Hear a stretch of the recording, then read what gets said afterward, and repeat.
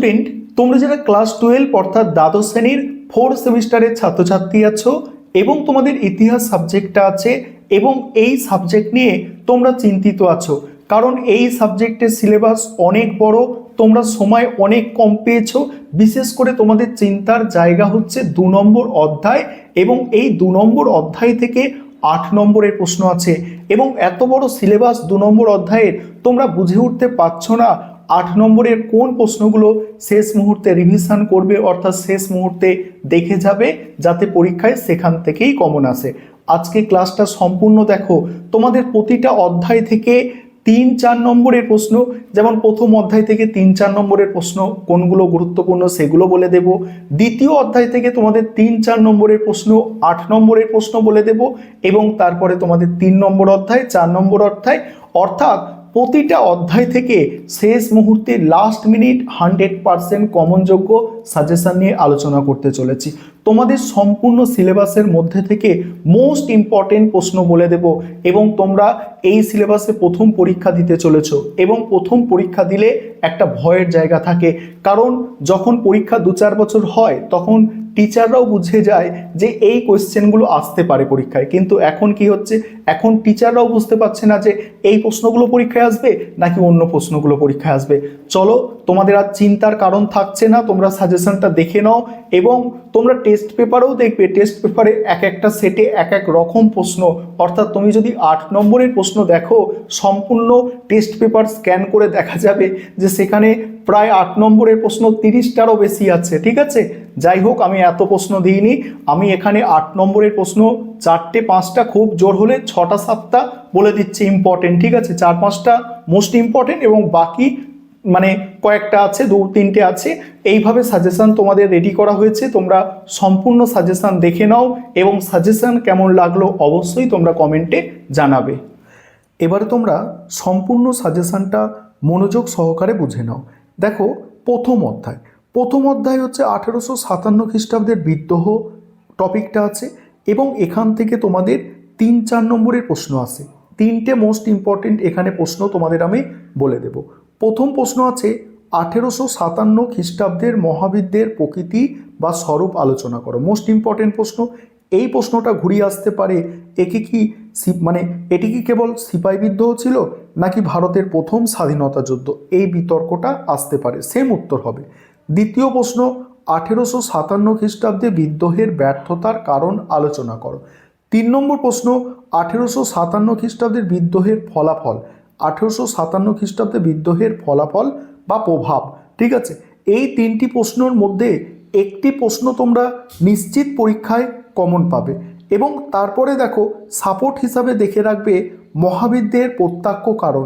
এই প্রত্যক্ষ কারণের ক্ষেত্রে তোমাদের এনফিল্ড রাইফেল ও কার্তুজ, এই প্রসঙ্গটা, অর্থাৎ এনফিল্ড রাইফেলে যে কার্তুজ ব্যবহার করা হতো সেই প্রসঙ্গটা তোমাদের কিন্তু লিখতে হবে এবং একটা এক্সট্রা প্রশ্ন তোমরা দেখতে পারো, সেটা কি মহাবিদ্রোহকে কি সামন্ততান্ত্রিক প্রতিক্রিয়া বলা যায়, যুক্তিসহ আলোচনা করো।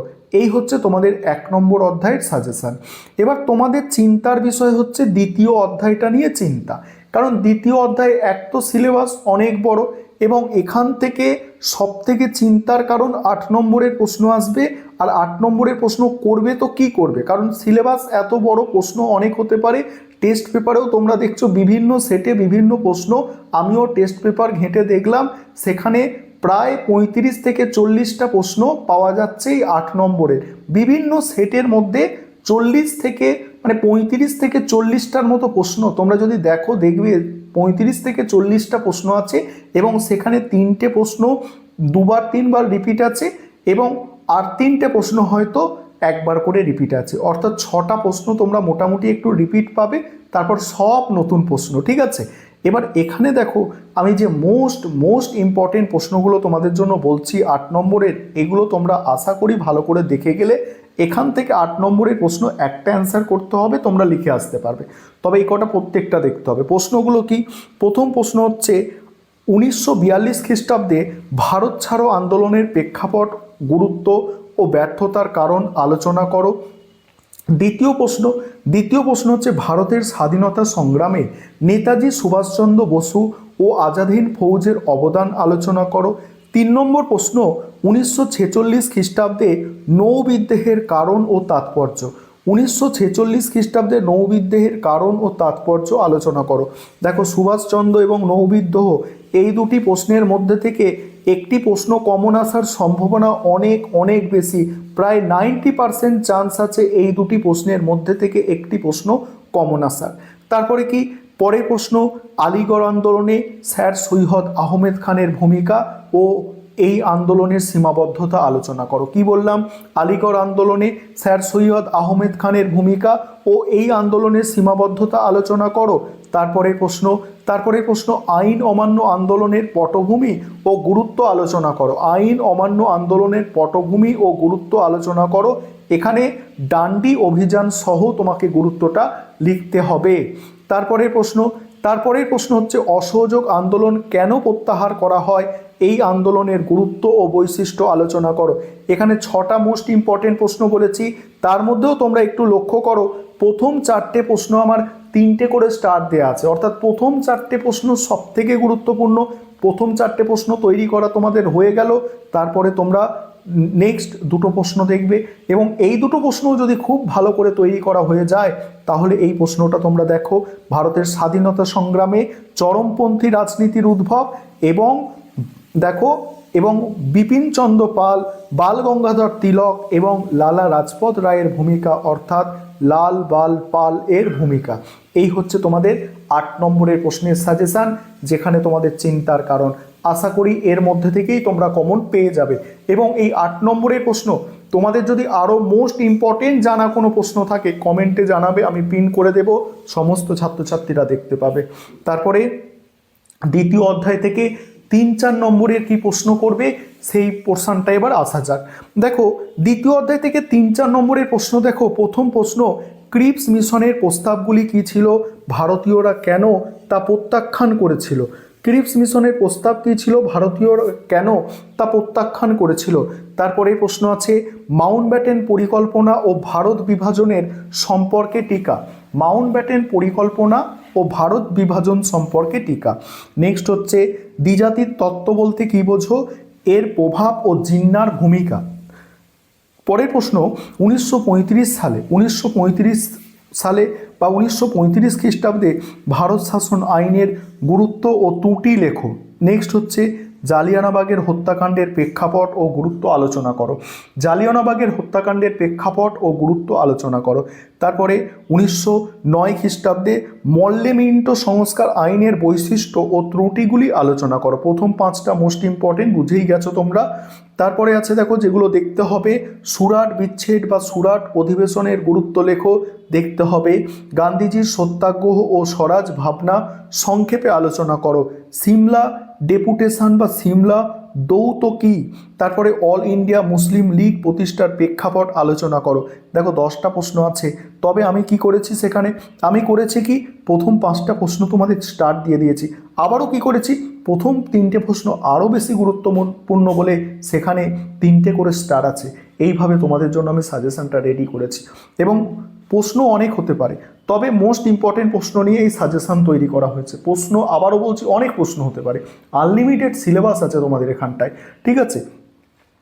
তোমাদের এই কম সময়ের মধ্যে সিলেবাসটা এমনই করেছে, আনলিমিটেড সিলেবাস বলতে পারো। এত সিলেবাস যেখান থেকে প্রশ্ন হলে তোমাদের মোটামুটি 100টা প্রশ্ন করলে ভালো হয়, তবে সিলেবাসটাকে একদম পাই টু পাই ভালো করে মানে কভার করা যায়, কিন্তু এতটুকু টাইম তোমাদের কাছেও নেই যে এতগুলো কিছু পড়বে বা এত কিছু মনে রাখবে। তাই এখানে তোমাদের জন্য যেগুলো মোস্ট ইম্পর্টেন্ট হতে পারে সেই ধরনের প্রশ্ন নিয়ে তোমাদের জন্য সাজেশনটা তৈরি করা হয়েছে। এবারে 3 নম্বর অধ্যায় যেটা আছে সংবিধান ও অর্থনীতি, এই পোর্শনটা মোটামুটি সহজ আছে। এখান থেকে প্রথম 3-4টে প্রশ্ন সাজেশনের করলে আশা করি তোমরা একটা প্রশ্ন অবশ্যই এখান থেকে কমন পাবে। কি প্রশ্ন আছে এখানে দেখো, প্রথম প্রশ্ন আছে ভারতের সংবিধানের প্রস্তাবনার গুরুত্ব ও তাৎপর্য ব্যাখ্যা করো। দ্বিতীয় প্রশ্ন যেটা পাচ্ছ দেখতে যে ভারতীয় সংবিধানের প্রধান বৈশিষ্ট্য। প্রধান বৈশিষ্ট্যর মধ্যে অবশ্যই তোমরা সার্বভৌমিকতা, সমাজতান্ত্রিকতা, ধর্মনিরপেক্ষতা এবং গণতান্ত্রিক সাধারণতন্ত্র এগুলো একটু উল্লেখ করার চেষ্টা করবে। ভারতের সংবিধান বিশ্বের বৃহত্তম লিখিত সংবিধান, এই সব তো দিচ্ছ, দেওয়ার সঙ্গে সঙ্গে এই বৈশিষ্ট্যগুলো যেগুলো প্রস্তাবনায় আছে এগুলো দিলে একটু ভালো হয়। তারপরে কি আছে, ভারতীয় সংবিধানে নারীর ক্ষমতায়ন এবং নারীদের অধিকার রক্ষায় কি ব্যবস্থা নেওয়া হয়েছে, এটা খুবই গুরুত্বপূর্ণ ব্র্যাকেটে লেখা হয়েছে তোমাদের, যে তোমাদের সিলেবাস অনুযায়ী এই প্রশ্নটা খুবই গুরুত্ব রাখে, একটা গুরুত্বপূর্ণ প্রশ্ন এটা দিতে পারে পর্ষদ। তারপরে প্রশ্ন আছে 1990-এর দশকে ভারতের অর্থনৈতিক উদারীকরণ সম্পর্কে টিকা। কি বললাম, 1990-এর দশকে ভারতের অর্থনৈতিক উদারীকরণ সম্পর্কে টিকা। পরের প্রশ্ন, ভারতের সংবিধান রচনায় গণপরিষদের ভূমিকা, মোস্ট ইম্পর্টেন্ট, এটাও মোস্ট ইম্পর্টেন্ট প্রশ্ন। পরের প্রশ্ন আছে ভারতের স্বাধীন ভারতের প্রথম 3টি পঞ্চবার্ষিকী পরিকল্পনার লক্ষ্য ও গুরুত্ব আলোচনা করো, মোস্ট ইম্পর্টেন্ট প্রশ্ন। এই প্রথম 6টা প্রশ্ন তোমরা দেখবে, তার মধ্যেও দেখো প্রথম 4টে প্রশ্ন স্টার সংখ্যা বেশি, মানে প্রথম 4টে প্রশ্ন সব থেকে গুরুত্বপূর্ণ। এবার দেখো তারপরে এখানে একটা প্রশ্ন আছে 7 নম্বর দাগের প্রশ্ন, স্বাধীন ভারতে জোট নিরপেক্ষ নীতি বলতে কি বোঝো, তার সঙ্গেই আছে বিশ্ব শান্তি রক্ষায় এর ভূমিকা। এবং তারপরে আরও একটি প্রশ্ন এখানে আছে মিশ্র অর্থনীতি, অর্থাৎ মিক্সড ইকোনমি বলতে কি বোঝো, ভারতের অর্থনীতিতে এর প্রভাব।